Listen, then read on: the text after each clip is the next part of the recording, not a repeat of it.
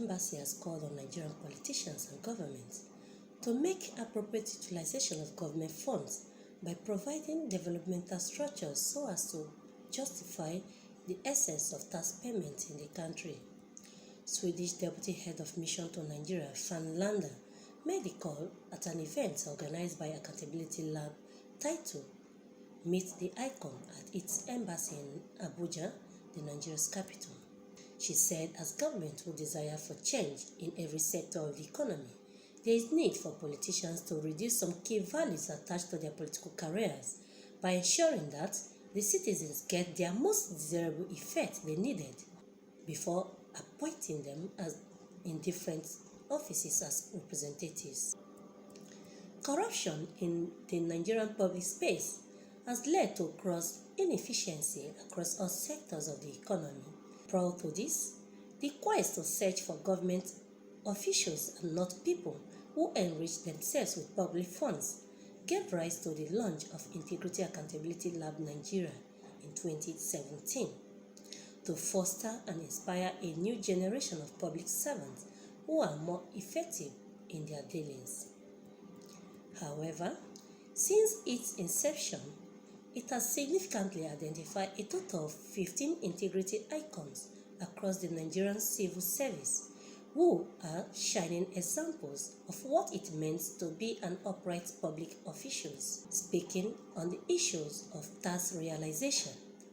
The Swedish Deputy Head of Mission in Nigeria, Fanny Nylander, said there is need to hold public servants accountable, thus calling on all citizens to contribute immensely to the development of the nation.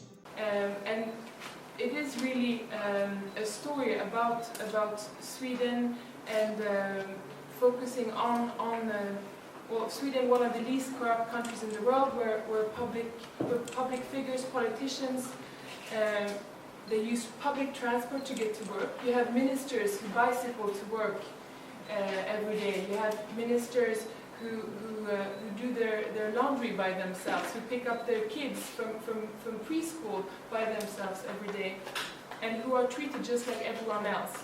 And to us that is a very important message to pass on, that politicians are elected by the people and for the people, and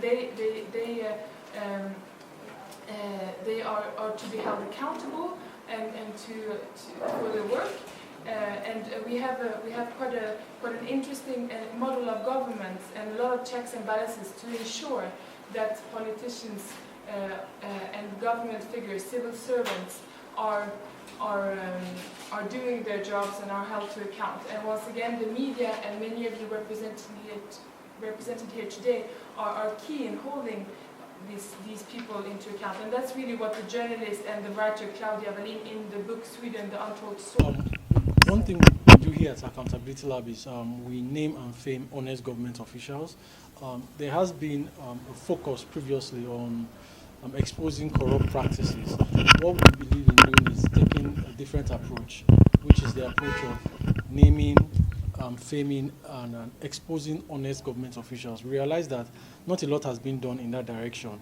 So that's what we do, that's what we focus on, and that's what we've been doing. So this event is one in which we are showcasing what we do to the world and showcasing to the world that there are indeed honest government officials. Also, the Director General, Bureau of Public Service Reform, Mr. Dasuki Ibrahim, and the board member, Independent Corrupt Practice Commission, ICPC, Hannatu Mohammed, said the present administration is committed to rebuilding a responsive government through regaining public trust by enforcing the MDAs to open their website for transparency and accountability, thus calling for additional patriotism and reorientation for the benefit of all. Innovation and shaming and during the Federal Executive Council, we have come up with capacity development programs to upskill website administrators and managers in MDAs. Not only that we are encouraging them and asking them to comply, we are indirectly forcing them to do that. But for some reasons, we will not say how we are doing it, but we are forcing them to abide by that directive on scorecard, and which is around transparency. Now, thirdly, let us not look at government workers as a segment or independent or different from the society. We must own Nigeria. We must be willing to work, we must be willing to perform. Leaders or leadership of these organizations are extracts from amongst us in the society. I think we need additional patriotism on this side and on the other side that we are. Projects that are allocated to different communities for the less privileged, but then sometimes they end up not being done, and then you can't even find the money.